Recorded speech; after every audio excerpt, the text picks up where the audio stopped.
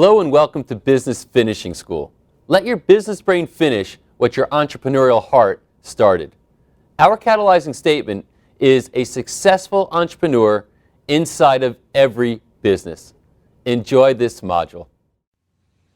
Welcome to Module 48, The Beginning. Why would I call this the beginning? It's interesting, having witnessed many commencements, whether they're university commencements or high school commencements or program commencements. The word commencement ironically means the beginning of a journey, the beginning of a new chapter, the beginning of the next thing. Well, for those of you in Business Finishing School, the journey really is just beginning. The journey of being Superman and Superwoman less. I want you for this last module, no matter where you are, you could be driving, you could be meditating, you could be scattered with a lot of things going on, you could be with your staff, you could be a team member. Whatever you're doing, I want you to find a way to center yourself. Put your feet firmly on the ground, have your back straight, and be ready to receive Module 48, which will tie the entire program together. I've been thinking about Module 48 for a long time, for about 5 years probably, because it was more than 5 years ago that this program was conceived. And it was a way really to give back to the world. How can we give back all of the lessons that we learned, all of the mistakes that we've learned, all of the things that we wanted to teach the world so that they didn't have to repeat our mistakes. You've heard me say it a bunch of times. I'm going to say it again. People generally don't make the same mistake twice. They usually make it 15 or 20 or 25 times. I think it's now time for us to stop it. I love the Stop It video that we play at boot camps. It's just a funny reminder about how silly it is to be committed to many of the mistakes and many of the idiosyncrasies and many of the non-productive behaviors that we engage in. So now that you're understanding that this is a commencement, that this is a new beginning, it's really a line in the sand moment for you to ask yourself, what kind of life do I want to have? What kind of legacy do I want to leave? What kind of relationships do I want to be engaged in? How am I going to honor my purpose and make an imprint on the world with my purpose? How am I going to continue to honor my values in all engagements? How am I going to continue to be a productive, energized human being? All of those questions have been asked the last 4 years, and we're going to probe a little bit deeper now. But the bottom line is you now have an opportunity to make a decision to have a new future based on everything that you've learned the last 4 years in the program. It's funny that this program for me has been a magical ride. I've been thinking about the last module for a long, long time. I've always known that there was an end, but the more I thought about the end, the more I realized that the end is really just the beginning to recommit to all that you've learned. And commitment is very interesting. It's a funny word. I told this story at boot camp, and I really want to share it on tape so it's permanently put into the archives. But I remember more than 10 years ago, I have a niece that studied French. She studied French in 7th and 8th grade, and then decided to major in French all through high school, and then decided to major in French all through college, and then took some French classes in graduate school. So all in all, she probably had 10 or 11 years of intense French, and that's 1 and then 2 and then 3 and then conversational French, advanced French, whatever the names are of the various programs. Well, I was very, very excited as a single guy to take my niece to Paris and then Italy. And she, was full of energy. She was in her early 20s, very excited to go to Paris with her uncle. And it was unbelievable. We get to Paris and we go to a restaurant. And ironically, there was an Italian waiter there, and I'm talking Italian to him. And it's a language that I've studied my whole life. And all of a sudden, the maitre d' comes over, and I said, hey, talk to him. And he said something to her in French, and she looked at him like a deer in the headlights. I said, come on, respond. And she's like, I really don't know what to say. Maybe this is a different dialect. And the guy said, no, this is French. She goes, well, this is Paris. Maybe they talk faster. Well, I had a friend, Scott, who lived outside, about 2 hours outside of Paris. So we went to this village where he lived. And again, the same thing happened. People were talking French to her, and she had no idea how to respond. She couldn't even say hi in French. And it was in that moment that this radical learning experience for me occurred. And that is, there's a very huge distinction between learning something in a classroom setting and learning something in the real world. And so many of us, we spend our whole lives thinking about getting an MBA or learning something in school, and it doesn't work. It doesn't translate to the real world. It's so funny that when my niece and I finally went to Italy, we spent time in Italy, and it was funny. Every time somebody came up to, they would say something like, parli italiano? And she would say, no, I speak French. And so then they would start talking to her in French, and she would look at them with a deer in the headlights. And I said, if you tell one more person that you speak French, I've taken you back to your house immediately. It was a very, very frustrating experience. The same thing is true in business training. How much time do you really spend, does anybody really spend for that matter, learning business? They have business classes, for example, they get their MBA or whatever, but where do you get training on how to respond in business settings, on how to plan, how to strategize, how to create goals? So I believe that part of the program is the accountability piece, where you're digging into modules, where you're coming to boot camps, where you're rolling up your sleeves, where you're really getting the practical and tactical refinements necessary to put this stuff on the ground. The fact that you listened to 48 modules is one important component, just like my niece going to 10 years of classes. But another huge component is putting it on the ground, talking to people about it, getting to boot camps and getting feedback, digging in with your accountability group, digging in with your family, digging in with your friends, and really trying to get underneath and inside of all of the modules. But you have to put it on the ground. For some reason right now in this moment, I'm thinking about business strategy. Business strategy is great as long as you apply it. What business are we in? How are we delivering that business? Who is our customer? Exactly, perfectly. Who is that person? What are we selling them, and how are we selling it to them? So it's very, very important that you have all of this. You have the classroom, so to speak, learning, and you have the putting it on the ground part and the accountability piece all rolled into one. My quote for this module, and it's really for the entire program, is a quote that I cannot attribute to anybody because I don't know who said it, but I found it. I looked online to see who the author was, and anywhere I looked said unknown. So here is the quote. Your life is your message to the world. Make sure it's inspiring. Your life is your message to the world. Make sure it's inspiring. We want to live inspired lives so people want to follow us. We want to live inspired lives so that we can imprint the world with our purpose. We want to live inspired lives so that we have the ease associated with living a purposeful life, in which we've got simplicity, we've got probability, we've got leverage. So we all have limited time on this earth. And I think that we should make the most of that limited time.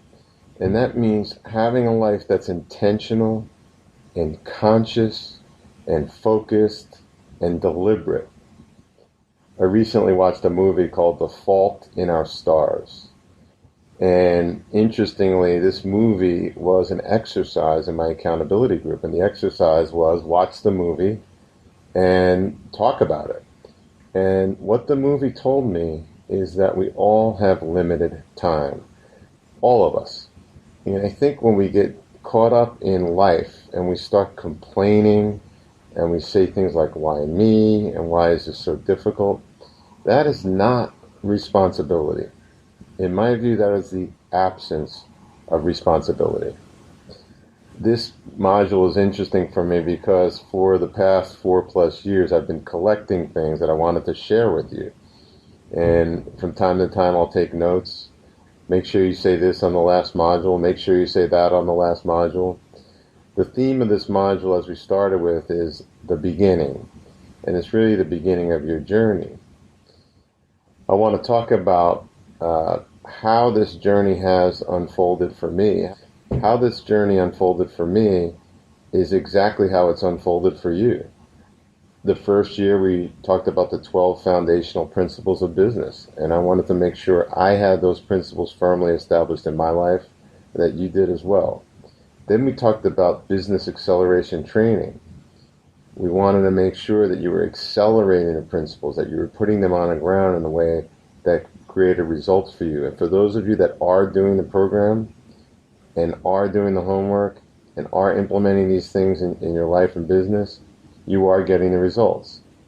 The next year, year 3, was business and personal accountability. How can I put this accountability component into my life and business? And then lastly is business and personal legacy. And as we created these modules, and as we created the themes for each year, I felt like I was living it. And I have not thought about personal legacy more than I've thought about it as I've been sharing these modules with you, as we've been sharing these modules with you. I like talking about this story, and it's something I want you to think about. This story has been mentioned many times, but not in the context of this program. If I want to find out how people are living a congruent life, all I have to do is follow them around. I've done that many times. I'll visit friends and colleagues and potential business partners just to kind of follow them around and understand their life.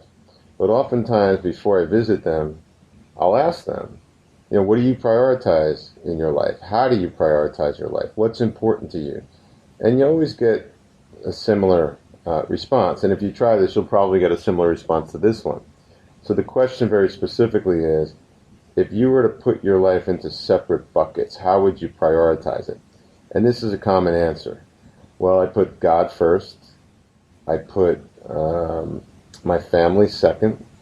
I put my career third. And I put health and fitness fourth, or something like that. Well, as I mentioned, I once visited a famous person who I was deciding whether or not I wanted to do business with them for the weekend. I had 48 hours. I went to visit them, and they had told me very clearly, God first, family second, career third, health and fitness fourth. And they had arranged for the weekend, what we were going to do that weekend. And, of course, as you can probably predict, we get there Friday night. They put together a group of kind of strange friends, went out to dinner. I never met the wife or kids. Then they wanted to go to a strip club, which was very strange. I decided not to do that. And then he had planned golf for Saturday and Sunday. I didn't see any of the prioritized buckets that he talked about, not at all. And all of us do this to some degree. We say one thing and we do another. Maybe not that extreme, but I would like you to really take this question seriously. What are your prioritized buckets in your life? And how are you manifesting them? If you live a full life, I believe that most of the time that you're awake, you're going to be focused on the 4 or 5 most important priorities. And that's a full engaged, fruitful, purposeful life. And that's the life that you can lead if you follow the program, and if you follow your purpose, and if you do the work. This program has taught you how to evaluate people, not necessarily to judge them good or bad, and to talk to them about how they're living their lives wrong, but it's to evaluate them in a way such that you can decide who you want to surround yourself with, who you want to hire, who you want to partner with, who you want to live with for that matter. I recently read a book that is a phenomenal book talking about this particular topic, and it's called The Speed of Trust by Stephen M. R. Covey. And in the book, he talks a lot about this particular topic. The people that you trust intuitively have expertise in two areas. Number one, character. They've created a lifetime of great character. And two, competence. He says if you're around people that have really high character but really low competence, like they can't do their job and they can't honor their word, there's not going to be trust. On the other hand, if you're around people that have very high competence, but they have not developed a character side of their personality, that's also going to erode trust. So people build trust with us by having two highly developed parts of their personality. They have high character, which is high values, which is high purpose, which is focus on relationships, focus on congruence. And they have high competence. In fact, they put the time into their life to make sure that they're very, very good at doing the things that they're actually being paid to do. So again, high competence, high character. You need both of those. And in my life, I've realized that I would always put a preference on character. I wanted to be surrounded by people that I thought had high character, but I would forget competence. And so I found myself hiring people that I thought were good people, but they had low competence. And then the trust would be eroded quickly. So this is a very good exercise when you're thinking all the way back to Module 1, Values-Based Decision Making, to put it in the context of what I'm talking about. And feel free to read the book. It's a long book, but it looks at trust from so many different angles. It's over 300 pages on the word trust. And when you look around the world today, you don't see a lot of trust. People really don't trust each other. And I don't know if it's a technology thing. I don't know if it's a human nature thing. But I get on planes now and everybody seems to be silent around me. Whereas if I think back, a decade or two ago, people were chatty on planes. They trusted one another. They talked to one another. They opened up to one another. There was a lot more love in the air, so to speak. And that brings me to my next point while I'm bringing this up. I believe that we have an attention gap. It's almost like there are so many things going on in our lives that we can't focus our attention on what's important. And I've read various studies on this, and when you think about the actual amount of time that we do meaningful work in a workday, if we're each working, say, 9 hours a day, our attention is so scattered and so divided and so consumed by things that are unimportant at times that the average person, depending on what study you read, and you could look these up online if you want, is actually doing real work only about 2 hours a day. Now, what is going on with the rest of the time? All of the things that we talked about. And just think about yourself, like how many hours a day are you really doing real work? But the attention gap is not necessarily about that. It's more about the fact that we have so many things occupying our minds today that it's very hard to focus on the most important task at hand. And think about a surgeon who's in the middle of an operation. That surgeon, compared to 10, 15, 20 years ago, they didn't have texts to worry about. They didn't have emails. They didn't have Facebook. They didn't have Pinterest and all these other things that now occupy their time. So their time is being split. And I use that as an extreme example, but think about that concept. Someone is doing surgery on you, and that person is awash in media stories. They're awash in texts, voicemails, and all that stuff. All of these things are things that need to be managed. And if we don't start managing them in a conscious and deliberate way, then they're going to impinge on our life. They're going to impinge on our relationships. They're going to impinge on our purpose. They're going to impinge on our objectives. And so I'm saying it again, and you've heard me say it over and over, but I'm trying to say it in a new light, that there is a gap right now. I call it an attention gap, that it's no longer possible for us as human beings to really be focused on the task at hand, to really be focused on the person that's standing before us, whether it's a travel agent or someone at the counter that you're talking to, or the person sitting next to you, or your employee, or your child, or whatever. I read recently that the average parent in the United States looks at their child one-on-one and talks to them one-on-one, not reads to them. I'm talking about deliberate conversation. The average parent talks to a child for 6 minutes per day on average. That's it. That is sad. But what is this leading me to? It's leading me to a choice that you have. You have a choice to be unbelievably vigilant and deliberate with every minute of your life. You have a choice with what comes into it. I remember in 1986, when Ronald Reagan took office as president, he did something that very, very few bureaucrats and politicians would ever do. What he did was he eliminated thousands of laws. He just took them right off the books as if they never existed. What people don't realize is, and I'm using an analogy here, is when you have federal laws and county laws and city laws and state laws, all of them pile one on top of the other, and it becomes this absolutely huge chaotic mess of laws that are impossible to to follow. They're impossible to make sense of. They're impossible to litigate around. So people are just confused and paralyzed. And prosecutors can use these laws to wreak havoc on your life. Well, I think the same thing's happening in relationships.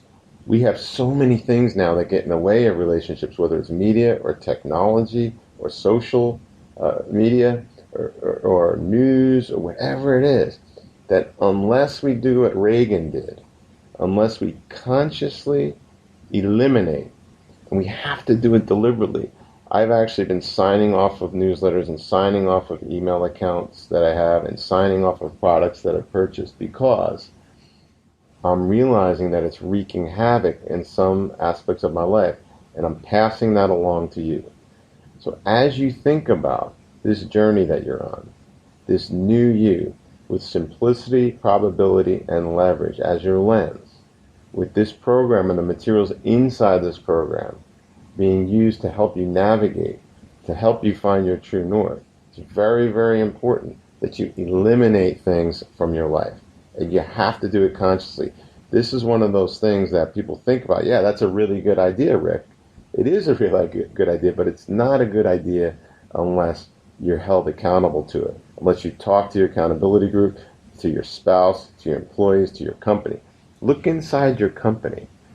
How many things is your company doing that it shouldn't be doing? Well, you won't know that unless you go through the deliberate process of evaluating all the things that you're doing and finding out what you could get rid of. I saw a show, this was a long time ago now, maybe 15 years ago, where they were talking about how when you make a claim on an auto accident with one of the large insurance companies, the claim went through 281 steps from the time someone made it. And it took about 3 weeks to get a check. And this insurance company, by applying exactly what I'm talking about here, which is consciousness and illumination to a business issue, they were able to eliminate all but 3 steps. Literally, they took 281 steps and got it down to 3. And they radically systematized and added efficiency to something that was difficult for their customers. You can do this in your personal life. You can do this in your marriage. You can do this with your kids. You can do this in your business. You can do this with new products, where you take new anything. And for you, this is a new future. and you cut it down to absolutely the essential things that will get you the results. We talked about this in one of the modules in the 80-20 rule. This leads me now to one of my favorite quotes. And this quote is by Guy Finley. All things good come to those for whom good is all things.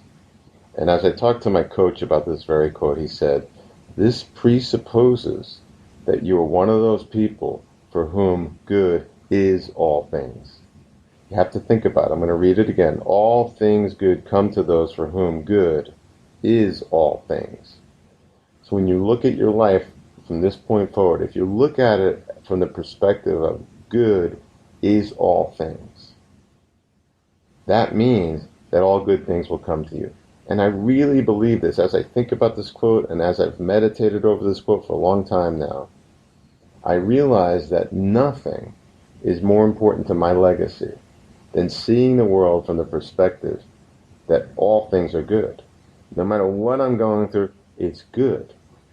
I've gone through a lot of personal trials and tribulations, and each one of those things has made me a better person. As difficult as it was during that particular trial, I realized as I was going through it that I was growing and that I was becoming a better person. And I love the story about my son. When he was 5 years old, he would get frustrated all the time. I'd come home from work and he'd be crying. I would say, honey, what happened? And my wife would say, oh, he couldn't put the puzzle together, or, his brother took something from him. And I sat him down and I said, Luke, do you realize that every time you get really, really upset about something, you're learning something and your brain is growing? And his eyes lit up. He got really excited. The next day when I came home from work, I saw him. I gave him a big hug. I go, Luke, how was your day? And he goes, Daddy, my brain grew 5 times today. 5 times. And so you think about the story. It's cute.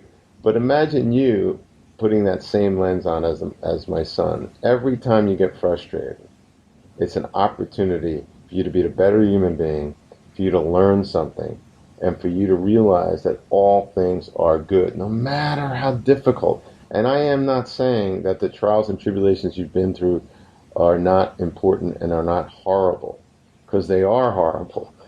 But you have to figure out a way to see the silver lining. Otherwise, you can't keep going. And telling the story about Luke, I have to tell you a story about my other son. I used to open the garage door early in the morning, and the garage door would make a lot of noise. And oftentimes, one or more of my kids would wake up.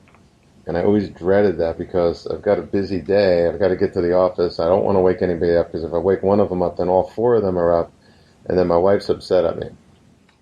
Well, this one particular day, I opened the garage door, and as the garage door is opening, it rattles the house a little bit. I hear these little footsteps running across upstairs, running down the stairs, and I'm dreading. I'm like, oh no. And my little 4-year-old son comes running down the stairs. He had tears in his eyes. I go, Leo, what's the matter? He goes, I thought you left without hugging me, Daddy. And so in the back of my mind, I'm thinking, I've got to get out of here. I've got to get, to my meeting or wherever it was I had to go. And he goes, Daddy, will you hug me really good? And I said, of course, Leo. And I grabbed him and I gave him a huge hug. And then I put him down. He goes, no, Daddy. A really good hug, like a really big hug. So I pick him back up and I'm hugging him really tight. And he goes, Daddy, can you count to 10 as you hug me? And I go, sure, Leo. 1, 2, 3, 4, 5, 6, 7, 8, 9, 10. He goes, no, Daddy, count really slow. And so then I said, 1, 1,000, 2, 1,000, 3, 1,000, 4, 1,000, 5, 1,000. And he's so happy. He goes, Daddy, can you count to Google Infinity now? And so then, all of a sudden, all of the angst and hurry and frustration vanished. Because here was a little human being asking the world for what he wanted. What he wanted is to be loved. And what I realized in that moment is that all of us simply want to be loved. And connecting with other human beings is how we express and feel love. It's that simple. And I realized in that moment that that's what this is all about. Why do you want to find your purpose? Because you love people and you want to make sure that they understand why you're here. And you want to give that purpose to them. Why do you want to be better at business? Because you're more fulfilled and you could touch more lives that way. People who love their purpose and love their business touch more people in a meaningful way. So I realized in that moment, and why I'm sharing this story, is that at the end of the day, this is all about people. This is about touching people. This is about teaching people. This is about expressing your purpose with people. This is about being in relationship to people. Ultimately, it's about getting better in this game of people. And I say it's a game because you've got to focus on it. You've got to make it a game. You've got to be accountable for it. You've got to be thinking about it. You've got to be deliberate about it. When you're deliberate about it, you're going to grow. And the people around you are going to grow. Which brings me to my next point. Putting the principles that you've learned in this program on the ground requires you to talk about it with your staff, with your spouse, with your kids, with your friends, with the communities that you're in. And it requires you to stay engaged in the program. Although there are 48 modules, as you know, you have an opportunity to continue to be in this learning program, to go back to Module 1, to really learn and grow as a passionate learner. I always say that Business Finishing School is a community of learners committed to learning the foundational principles of business. It's a community of learners. It's not something that you do and then you stop. Just like my niece, when she went for over 10 years learning French, and she stopped, and it was only a few years after she stopped that she knew nothing, because she wasn't in a deliberate practice of accountability and consciousness applied to that particular interest, which was French. For you, this particular interest, which we call Business Finishing School, is much more than that. It's really a program about you becoming a whole human being, where your whole life is integral, it's integrated together, it's congruent, it's purposeful, it's full. So what is this program really about? It's really about a beginning. And that's why we decided to name the last module of the program, The Beginning.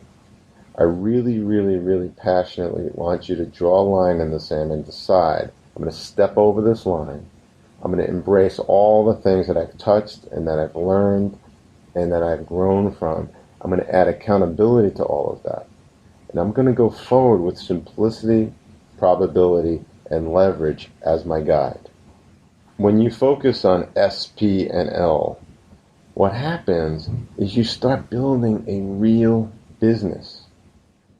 I have often said, and I want you to really plant this in your molecules, that the purpose of being in business is to build a growing, profitable, sustainable, saleable entity. Let me repeat that. A growing, profitable, sustainable, saleable entity. Because when you do that, when it comes to retirement age, you can sell something and put a large chunk of money in your pocket. You have something to show for all of that effort, all of that commitment that you put, oftentimes frustrating commitment because you didn't have simplicity, probability, and leverage as your guide most of the time. But it saddens me to my core when I meet business people that have worked their tails off for 30 years and now comes time to sell their business and they don't have a saleable entity. They haven't put the principles on the ground to create something that someone else wants to buy for a lot of money. Or worse, they think they have a saleable entity. They go through the process and no one wants to buy it, so they have to cut a deal. And when they cut that deal, they receive very little money and they end up in litigation. And that is a horror show. That is the worst of the worst possible outcome. And that's why it was talked about at boot camps, to read the book by Mark Tepper called Walk Away Wealthy, which talks about a lot of the things that we've talked about here in the program, about creating a company that's saleable and all the things that you have to think about. Because if you're going to work every day as a business owner and you're not creating a growing, profitable, sustainable, and saleable entity, then you might as well have a job for someone else and have less stress. Oftentimes, we spend many years saying, I want to be an entrepreneur, I want to be a business owner. And then we become a business owner and we realize that not only are we doing the job we were doing before, but now we have all this other added stress, all these other things that we never thought about. So it's like we're doing 3 jobs or worse, 10 jobs. So I think it's very, very, very important that you think about all the things that we've talked about in this module and prior modules in the program and your priorities in life. And you think about, wait a minute, I think this is true. Let me illuminate this consciously. I should be building a growing, profitable, sustainable, sellable entity. That sounds like the right thing to do. The reason why it sounds like the right thing to do is because many things we talk about in the program are universal principles, but we package them in a way that's easily digestible so that you can put them on the ground immediately. So as you think about your beginning, your commencement, I want you to think about simplicity, probability, and leverage. I want you to think about all the lives that you touch. I want you to think about manifesting your purpose. I want you to think about how you can have it all. And with that, I would like to say bon voyage for now. On behalf of me, Rick Sapio, and Patrick Gentempo, my co-founder in Business Finishing School, I would like to say thank you for being part of the program the last 48 modules, and good luck in your new beginning. I will see you at boot camp. Let your business brain finish what your entrepreneurial heart started.